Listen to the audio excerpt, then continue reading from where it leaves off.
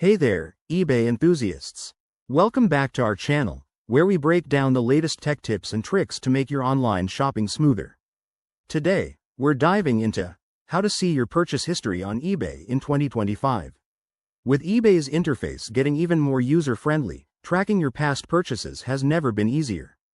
Whether you're looking to revisit an old item, check on a refund, or just stay organized, this guide will have you sorted in no time. Let's jump right in. First things first, make sure you're logged into your eBay account. If you aren't already, head to the eBay website or open the app and enter your username and password. Once you're in, look for your profile icon. It's usually in the top right corner, maybe a little picture of you or a generic avatar. Give that a click, and it should drop down a menu with various options. Next, scroll through that menu until you spot Purchase History. This might be under a section called Account or My eBay, depending on the updates in 2025.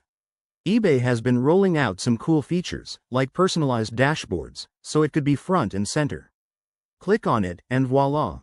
You'll see a list of all your past purchases, complete with dates, sellers, and even order statuses. Now, to make things even more efficient, eBay lets you filter your history. You can sort by date, item type, or even search for specific orders using the search bar at the top.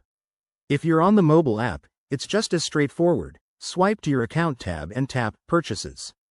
Pro tip: if you need to export your history for records, look for an Export or Download button. It's great for taxes or personal tracking. One more thing: eBay might have new privacy features in 2025, so double-check your account settings if something doesn't show up. And remember, this history can help you leave reviews or contact sellers if needed. There you have it, folks. You've now mastered viewing your purchase history on eBay. If this tutorial helped you out, hit that like button, subscribe for more 2025 tech guides, and drop a comment below if you have any questions.